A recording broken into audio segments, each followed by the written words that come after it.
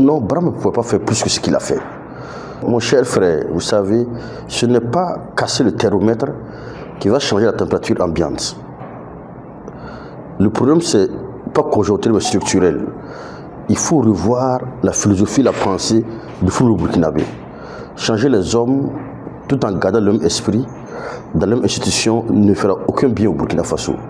Il faut qu'on change notre paradigme footballistique, notamment la formation à la base, les petites catégories, et surtout inculquer aux joueurs ce qu'on appelle en anglais le fighting spirit, la combativité, la rage de vaincre sur le terrain. Puisque le football, ce n'est pas seulement le talent, ce n'est pas seulement la technicité, mais c'est surtout la rage de vaincre, la volonté de gagner et de faire plaisir à son peuple. Bon, licencier Brahma Traoré, le sélectionneur des étalons, je dirais oui, c'est normal. C'est normal parce qu'au début, il y avait un objectif qui était fixé entre l'entraîneur et la fédération burkinabé de football. L'objectif, c'était d'atteindre au moins la demi-finale lors de la CAN. Donc bon, vu que cela n'a pas été fait, donc il était normal qu'il soit licencié. Et il va falloir souligner que Brahma n'arrive pas à conduire l'équipe, il n'arrive pas à faire la discipline au sein de l'équipe nationale burkinabé. Donc là, c'était une erreur.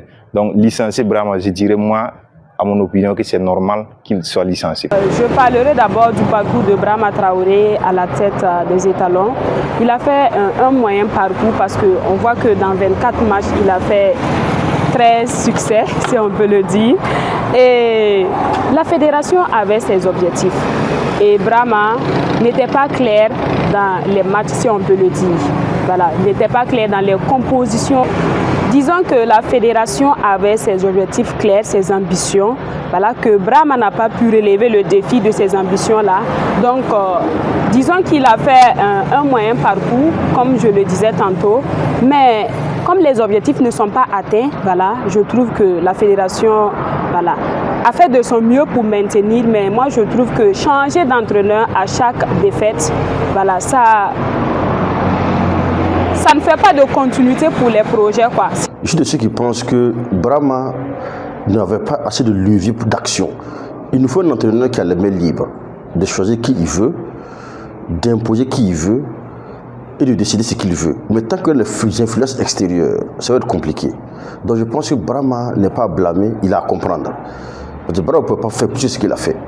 Je pense plus que quand on a suivi les éliminatoires, on n'était pas fameux. Normalement, le parcours des étalons ne devait pas nous étonner, puisqu'on n'était pas fameux pendant la phase éliminatoire. Donc je pense que la débâcle face à la Côte d'Ivoire a fait mal parce que on a manqué de ce qu'on appelle la niaque chez les Blancs. Pourtant, on joue contre la Côte d'Ivoire. Est-ce que vous savez que dans le monde, là, des pays qui sont liés par la géographie, par l'histoire ou par les douleurs d'antan, quand ils se croisent sur le terrain de football, ça peut au-delà du football. France-Algérie, Brésil-Argentine, Maroc-Algérie, Cameroun-Nigeria. Donc Burkina-Côte d'Ivoire, c'est un des plus grands derbys africains. Mais on s'est laissé malmener comme les enfants sur le terrain, sans combativité, comme si on regarde le troisième but.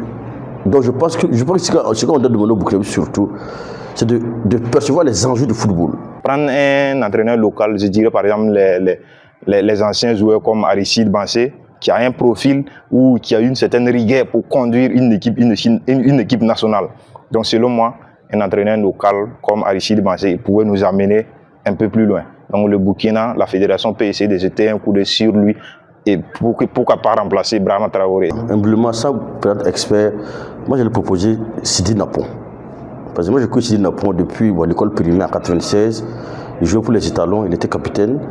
Après, il est même été entraîneur. Je crois que Sidi Napon peut faire l'affaire. Pour les nationaux, les locaux. Puisque le local naît au Burkina, il grandit au Burkina, il perçoit les enjeux du Burkina. Par exemple, mon frère, nous sommes en guerre. On a 2 millions de déplacés internes. 2 millions de déplacés internes. Donc, normalement, sur le terrain, quand on doit nous faire plaisir. De nature, on souffre, et puis encore le terrain, on va augmenter de souffrance. Donc, je pense qu'un local saura le discours à tenir.